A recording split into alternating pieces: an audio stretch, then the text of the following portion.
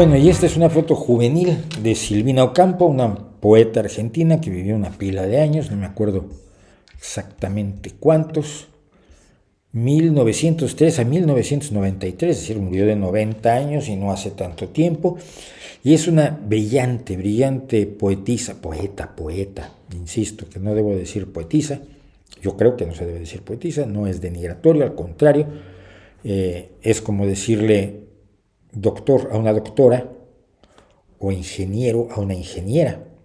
La poetisa es la poetisa y el poeta es el poeta. Y Silvina Ocampo fue además un personaje de su época que en su momento fue amiga de otras grandes figuras de la literatura, de las que estuvo muy cerca, hasta convertirse ella misma en una especie de icono de la cultura argentina. Y como yo no hablo de poetas, sino de su poesía, vamos a leer algunas cosas de Silvina Ocampo. ¿Verdad? Los delfines. Los delfines no juegan en las olas como la gente cree. Los delfines se duermen bajando hasta el fondo del mar. ¿Qué buscan? No sé. Cuando tocan el fin del agua, despiertan bruscamente y vuelven a subir porque el mar es muy profundo. Y cuando suben, ¿qué buscan? No sé. Y ven el cielo y les vuelve a dar sueño y vuelven a bajar dormidos y vuelven a tocar el fondo del mar y se despiertan y vuelven a subir. Así son nuestros sueños. Yo siempre me llama la atención que hay dos cosas que son recurrentes en todos los poetas, y me incluyo. El amor, lógicamente, y la muerte. Y aquí tenemos algo de Silvina Ocampo sobre el tema y sobre un elemento que siempre identificamos con la muerte por su amplísimo uso en cementerios, sobre un mármol. Tantos recuerdos juntos en el viento, tantos jardines juntos que recuerdan sin nadie ya que los recuerde. Tantas fuentes con ángeles, sirenas, tritones o cupidos o pescados, tanto mar en el sueño hecho de mármol, tantas flores de caña ya perdidas detrás de las mareas de los ríos, y un moriré o no moriré muy pronto, que dicen deshojadas margaritas, en lugar de me quiere o no me quiere. Y un último poema un poco más largo de Silvina Ocampo, que es Envejecer. Envejecer también es cruzar un mar de humillaciones cada día. Es mirar a la víctima de lejos, con una perspectiva que en lugar de disminuir los detalles los agranda. Envejecer es no poder olvidar lo que se olvida. Envejecer transforma a una víctima en victimario. Siempre pensé que las edades son todas crueles y que se compensan o tendrían que compensarse las unas con las otras. ¿De qué me sirvió pensar de este modo? Espero una revelación. ¿Por qué será que un árbol embellece envejeciendo y un hombre espera redimirse solo con los despojos de la juventud? Nunca pensé que envejecer fuera el más arduo de los ejercicios, una suerte de acrobacia que es un peligro para el corazón.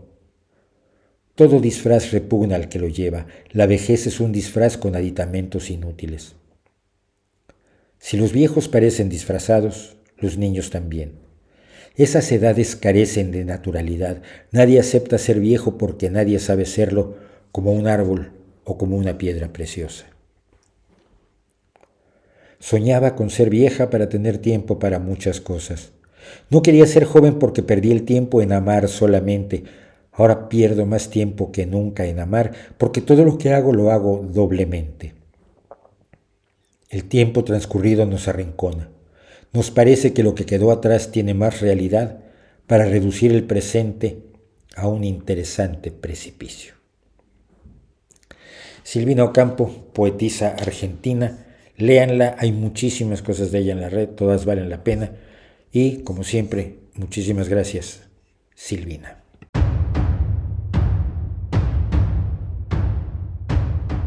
Bueno, este caballero es don José Emilio Pacheco. Don Pacheco tuve el gustísimo de conocer. y de escuchar en persona. Es uno de los grandes poetas del siglo XX y bueno, creo que he traído a lo mejor del siglo XX y me falta mucho del XIX y de anteriores. Y quizás a veces me da miedo que sea un poco cursi la poesía de aquellos entonces, pero José Emilio era un personaje fuera de serie, un tipo noble, un tipo sencillo, un tipo que... ¿Usted es el mejor poeta de México? No, no tanto. Y era muy humilde cuando era, en ese momento yo creo, a la muerte además de Efraín Huerta y de algunos otros, pues en su momento el mejor poeta de México.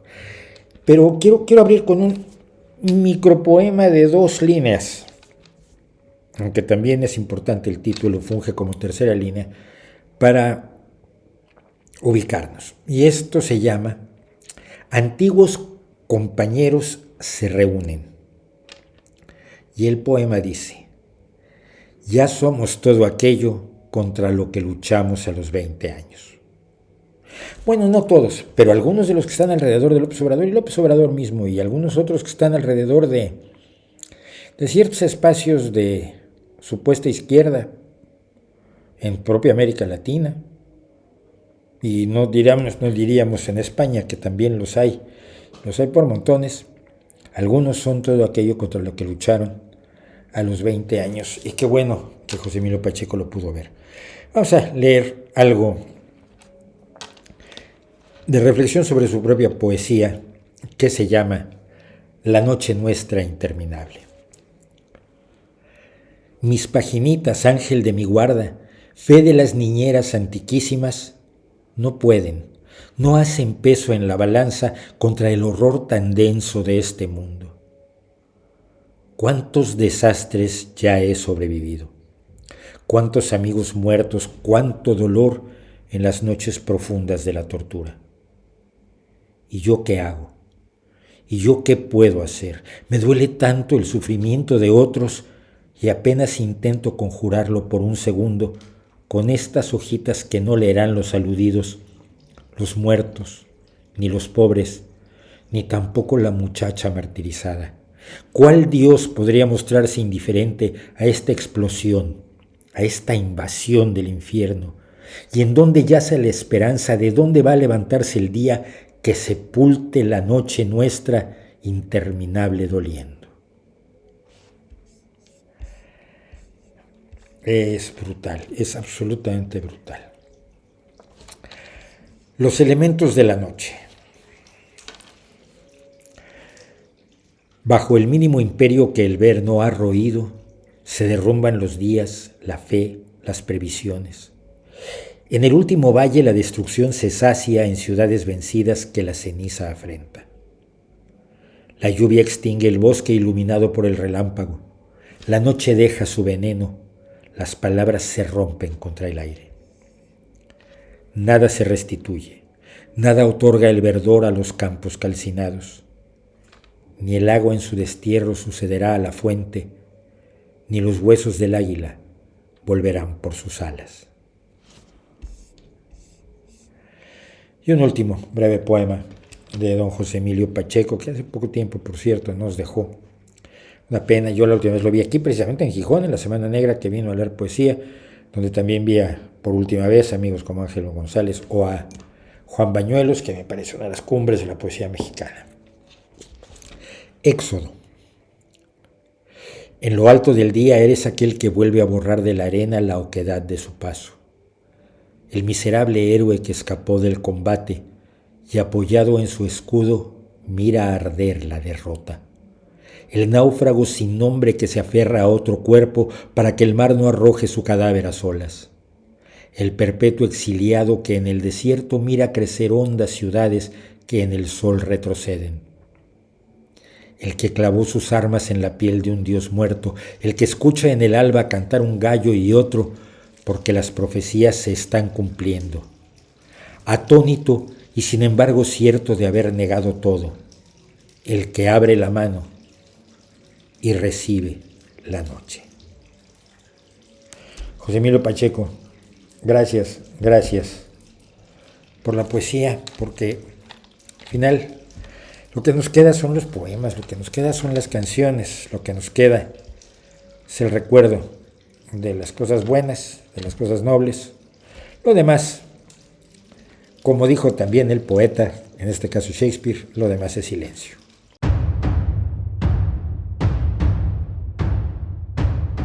Este es mi compadre Otto Raúl González. Inventaba colores y tiene una serie de poemas maravillosos con los colores que se fue inventando. Así que vamos a uno de los colores de Otto Raúl, el color tuang. Y son de color tuang las mariposas que parpadean sobre el ombligo de las guitarras. Tuang es el color de los viajes imprevistos a desconocidas tierras y a ignotos mundos. Tuang es el color de las enredaderas que escalan los muros de la casa del viento. Tuang es el color del estanque en donde nos gustaría meter la mano como quien no quiere la cosa para olvidarnos del estanque, de nosotros mismos y de la mano inmersa. El color de cuando todo va muy bien y hemos matado las penas de una en una, y nos sentimos como el espejo del charco que en la tarde él solito contiene toda la inmensidad del cielo. Todo lo inesperadamente maravilloso es tuang. 1000 estrellas juntas, una sola flor en el desierto, el hilo del agua para la sed, el pan siempre, la felicidad. Era un grande y creo que está olvidado y no suficientemente reconocido como uno de los grandes poetas del siglo XX y bueno, por la extensión que tiene hasta hace, 8 años que murió, del siglo XXI. Otto Raúl González, que es un hombre que vivió una vida larga, compleja y que supo llenar de poesía. Esto es esto es distinto, pero es de sus primeros trabajos poéticos. Es de la Guatemala de su adolescencia y juventud. Amé su cuerpo entonces y su alma. Su piel fue para mí la tierra firme. La soñé como un sexto continente no registrado en mapas todavía. Soñé con la bahía de su boca. Su pelo era una selva virgen que abría su misterio mineral y oscuro. Soñé con las ciudades de sus pechos. Los ríos de las venas que afloran en su piel eran rutas abiertas a la navegación y al gozo. Se podía viajar en su mirada. En las blancas llanuras de sus manos yo cultivé el maíz y buenas relaciones. Después no pude estar sino en su cercanía. Era grandísimo. Y estos son dos fragmentos de unas cantigas para Joan Baez que tienen los dos problemas. Tienen un problema. Tienen el problema de que pertenecen a un momento, cuentan un momento específico, el momento de la contracultura, los años 60, la música de protesta, de la guerra de Vietnam, pero que al mismo tiempo, aunque esto los hace viejos a estos versos, de otra forma los vuelve testimoniales de lo que rodeaba a esos momentos se dan, digamos, en la década de 1965 a 1975, cuando Estados Unidos sale de Vietnam. Tercer y cuarto fragmento de las cantigas para Joan Baez. Tercero. La voz de antiguos y aún brillantes terciopelos taladra las paredes, detiene los relojes y da la sensación de un tiempo sin espacio y de un espacio en donde el tiempo es puro olvido. Pero la química vuelve a aparecer y suelta ráfagas de aire caliente revuelto con amorosos defoliadores, delicados herbicidas y bombas bacteriológicas que eficaces. Ya no es la corte de Francia ni la apacible llanura galesa, sino la selva tropical, sus largos dedos verdes ahogando al combatiente, impidiéndole el paso, con trampas de arenas movedizas, con pantanos de ojo fosfóreo, promontorios de pelados huesos y luces pequeñas y amarillas. Montes pelados por los herbicidas, cráneos ya para siempre mondos, árboles asesinados a mansalva, vegetación sin hijos y sin hojas, mostrando al desnudo el esqueleto y las llagas y pústulas malditas. La voz de Joan Baez me llena, nos llena de aire los pulmones, limpia el horizonte legamoso, me lava, nos lava las tinieblas, hace más firme la esperanza y disipa el humo de las bombas y las ruinas. Cuarto. Y las canciones de protesta, ¿quién protesta? ¿Los que están locos? ¿Los que no están locos? ¿Es el mundo en que vivo, en que vivimos, digno de estos cantos, de esa voz? ¿Merezco? ¿Merecemos esa voz?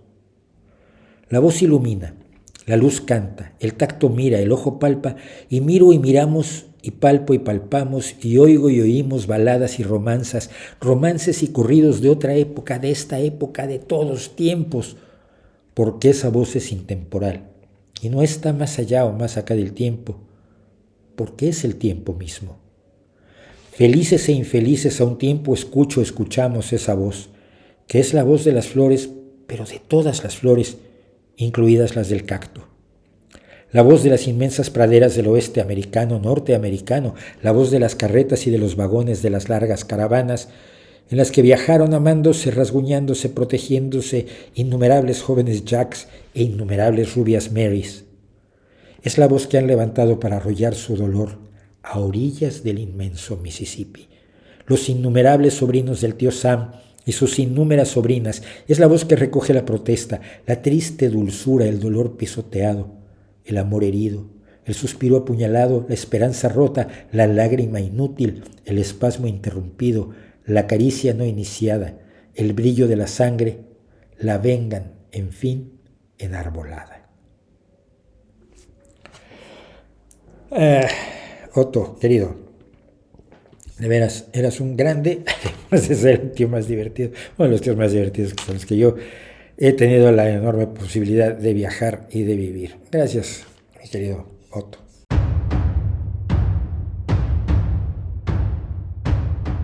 Bueno, pues tenemos aquí a Concha Urquiza, que lo debo decir, y puede que haya gente que se enoje conmigo por decirlo, pero era guapa. Era muy guapa Concha Urquiza.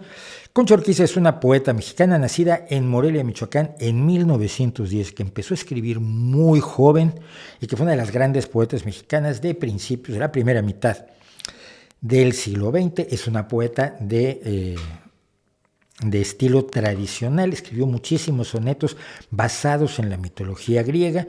Me supongo que esto se debe al tipo de educación que recibió. Como siempre digo, hablo muy poco de los poetas yo, porque me interesa mucho más hablar de la poesía. Si alguien está hablando mal de las becas del CONACYT, por favor díganmelo para bloquearlo, a menos que esté ofreciendo las pruebas necesarias, por supuesto, porque si hay pruebas, yo no digo nada. Bien, Concha Urquiza es autora de algunos poemas esenciales para comprender la primera mitad del siglo XX en México. Y quiero empezar con este y luego les explico por qué, pero es Tus ojeras y está escrito para su hermana María Luisa Urquiza. Y es como tantos poemas que ella hace, porque dominaba el género, un soneto. Hay en tus ojeras luna diluida y olor de jazmines y triste cantar. La nostalgia en ellas quedóse dormida, disuelta en las perlas de un dulce llorar. Cuando lloras cantan tus lágrimas puras, los himnos sagrados que Eros formó, y hay en tus arcanas pupilas oscuras los hondos misterios que Apolo cantó. Desmayan los sueños en sus tristes rasos, que mudos semejan pálidos ocasos de riente ilusión. Mientras sus hogueras tus labios encienden y tus dos ojeras en tu rostro prenden el lirio azul pálido de su corazón. México, julio de 1922. Dije cuándo había nacido Concha Urquiza, 1910. Es un poema escrito a los 12 años de edad. O como diría mi abuela, apuntaba maneras la chavala para esto de la poesía.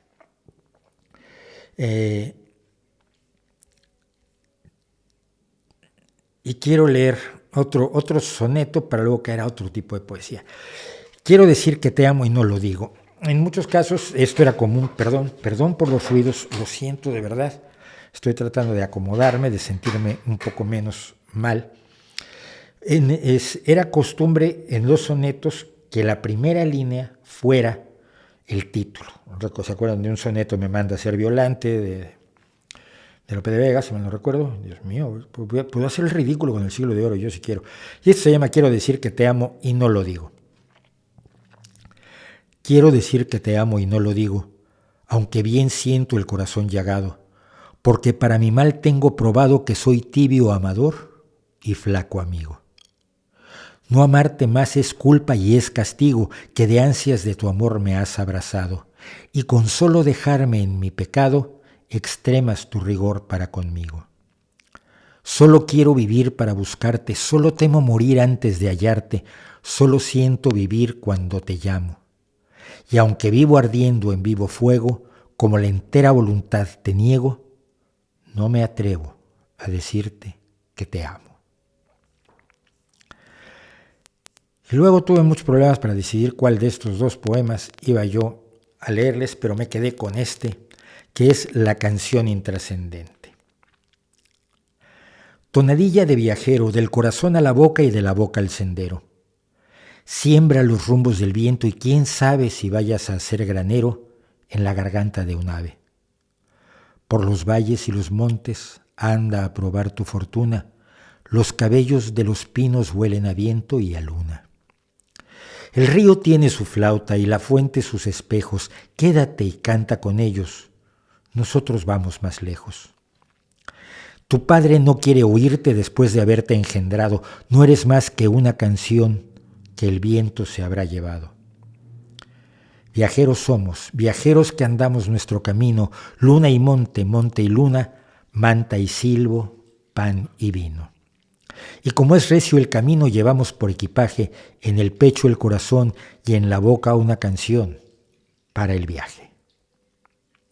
Concha Urquiza, un ejemplo de la muy buena poesía que tenemos.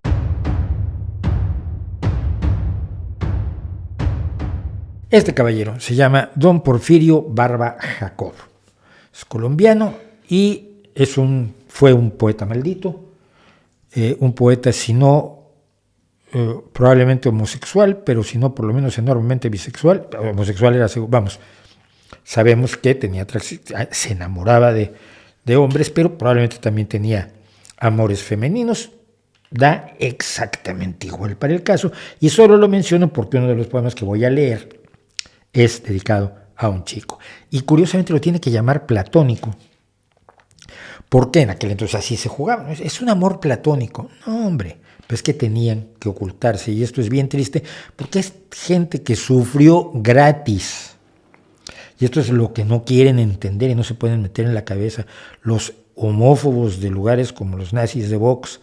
Esta gente sufre gratuitamente porque no hace nada malo más que tratar de ser feliz. Y deberíamos siempre avergonzarnos de cómo se ha hecho sufrir a personas inocentes así. Porfirio Barba Jacob, lo importante es que es poeta, y un poeta que puede decir cosas como la siguiente.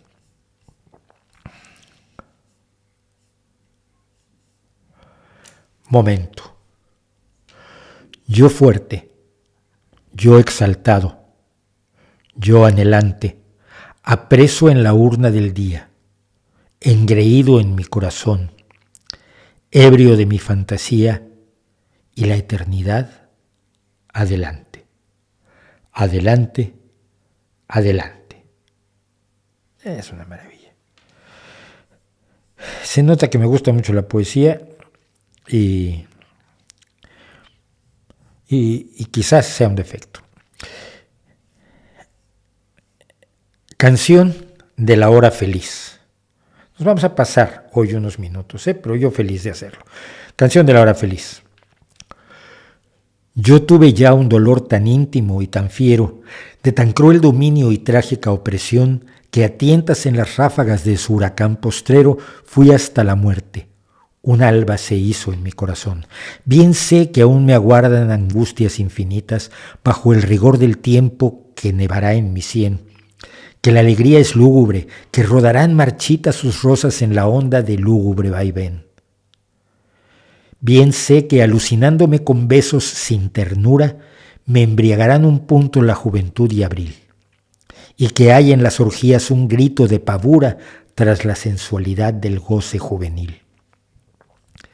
Sé más, mi egregia musa de hieles abrevada en noches sin aurora y en llantos de agonía, por el fatal destino de dioses engañada, ya no creerá en nada, ni aún en la poesía. Y estoy sereno, en medio del oscuro algún día de la sed, de la fiebre, de los mortuorios ramos, el día de la diosa todo cuanto amamos, yo evocaré esta hora, y me diré a mí mismo, sonriendo virilmente, poeta, ¿en qué quedamos? Y llenaré mi vaso de sombras y de abismo, el día del adiós a todo cuanto amamos. ¡Wow! De verdad, ¡wow! Y finalmente la elegía platónica de la que hablábamos hace unos minutos. Amo a un joven de insólita pureza, todo de lumbre cándida investido. La vida en él un nuevo Dios empieza y ella en él cobra número y sentido. Él, en su cotidiano movimiento por ámbitos de bruma y gnomo y hada, circunscribe las flámulas del viento y el oro ufano en la espiga enarcada. Ora fulgen los lagos por la estría, él es paz en el alba nemorosa, es canción en lo cóncavo del día, es lucero en el agua tenebrosa. ¿Qué tiene de malo el amor? Es que de verdad. Y finalmente termino con uno que me gusta muchísimo, aunque también es oscuro, es un poeta maldito, es un poeta atormentado, a veces quizás por culpa de su propio entorno, como lo decíamos, pero es un gran poeta.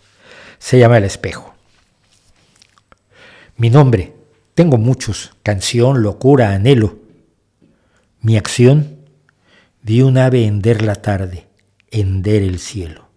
Busqué su huella y sonreí llorando, y el tiempo fue mis ímpetus dominando. La síntesis no se supo. Un día fecundaré la era donde me sembrarán don nadie, un hombre, un loco, nada. Una sombra inquietante y pasajera, un odio, un grito, nada, nada. O desprecio, o rencor, o furia, o rabia, la vida está de soles diademada. Y así de contradicción en contradicción corre la poesía de Porfirio Barba Jacob, que les recomiendo, por supuesto, como siempre, recomiendo la poesía porque la poesía, insisto, nos hace mejores personas.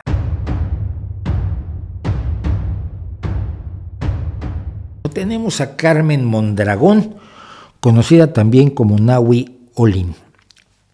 No hablo mucho de los poetas, quiero decir dos cosas.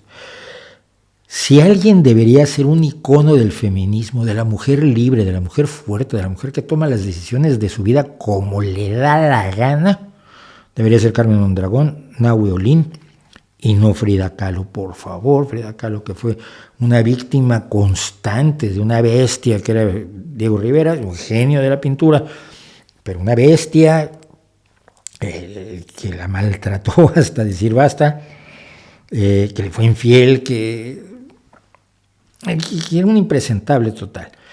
Y ella se vuelve una mujer más liberal después de que Diego Rivera encuentra a Diego Rivera con su hermana, con la hermana de Frida Kahlo. Frida Kahlo decide que ya entonces se va a empezar a acostar también con todo el mundo y por eso acaba con Trotsky. Nahui Olin no. Nahui Olin decide desde muy joven que su vida es su vida y que ella va a hacer lo que quiera, con quien quiera, como quiera. Y es un personaje maravilloso de principios del siglo XX y que vive hasta la década de 1970. Y además, cuando ella hacía feminismo con objetivos mucho más concretos, como en 1935, fundó la Liga Feminista de Lucha contra las Toxicomanías porque consideraba que la drogadicción era mala para la sociedad y entonces las feministas debían luchar contra la drogadicción. Me parece delicioso y maravilloso. Esa es Nahui Olin. Nahui Olin es movimiento y Nahui no me acuerdo qué significaba el nombre de Nahui Olin. También lo puedo buscar ahora, ya que estoy desvergonzadamente buscando en internet.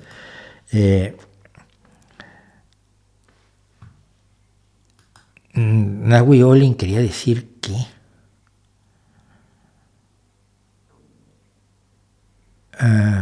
no me acuerdo, no lo encuentro así a voz de pronto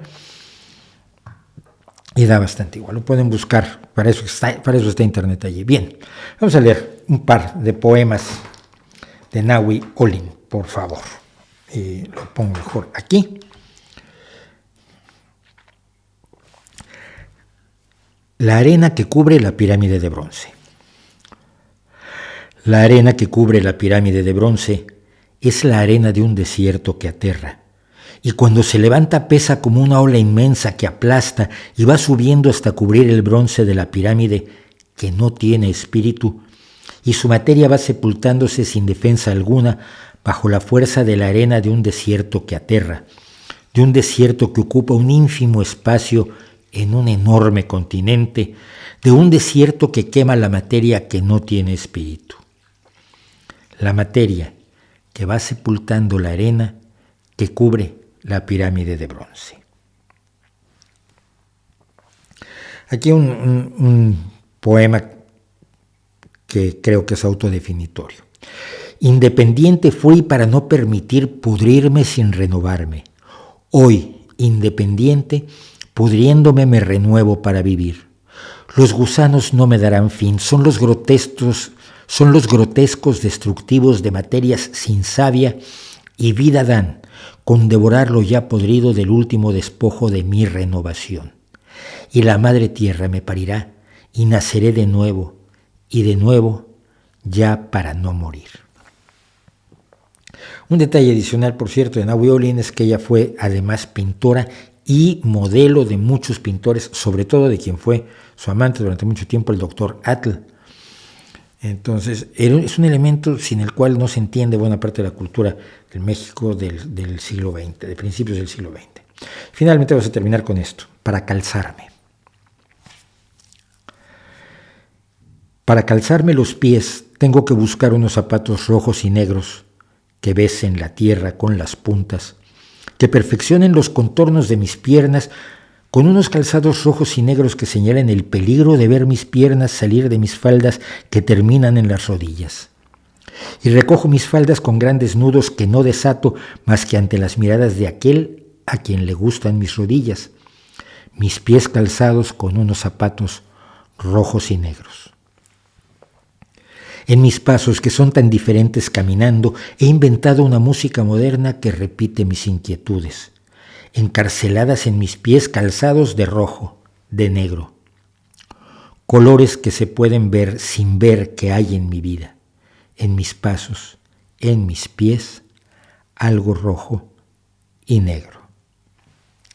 Es inquietantemente sensual, lo debo decir, y es una poeta que siempre hay que recuperar, Nahui Olin, Carmen Mondragón.